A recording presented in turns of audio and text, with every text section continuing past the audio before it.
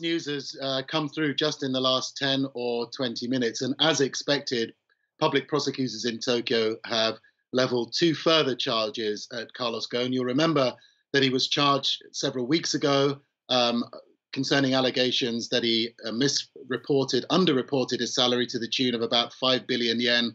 That was for 5 years up to 2016. One of today's two charges relates to the same alleged crime, that he continued to underreport his salary for 3 years through to March last year. And then there's a third, a slightly different charge, an arguably more serious charge, that he misused Nissan funds and caused his former employer, of course, the Japanese car maker, large sums of losses. And this was by attempting to transfer personal investment losses that he made to the company at the height of the global financial crisis in 2008.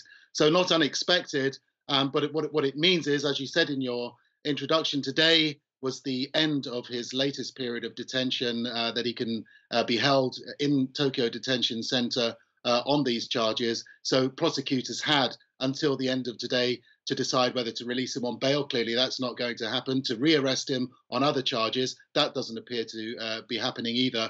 But as expected, he has been charged, indicted on these two other charges. So he now faces three charges altogether.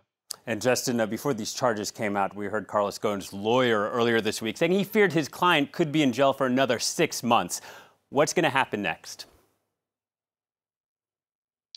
It's difficult to say, but I think, judging from what his head lawyer said earlier this week in his first public comments about this case, if Carlos Ghosn continues to proclaim his innocence, and there's no sign that he's going to change that approach, then judging by Japanese legal precedent, he will remain in detention until the start of his trial. Now, the wheels of justice roll very, very slowly in Japan, and as his lawyer warned earlier this week, that means that Carlos Ghosn's trial may not start for another 6 months, and he'll be held in detention in the same detention center throughout that period. So again, a very long wait in detention for Carlos Ghosn. There were reports that he'd become ill earlier this week, prompting his wife, Carol, to issue a statement saying that she was deeply concerned about his health and the fact that she wasn't able to talk to medical staff at the detention center. But there have been reports through his lawyers again this morning that he is making a recovery.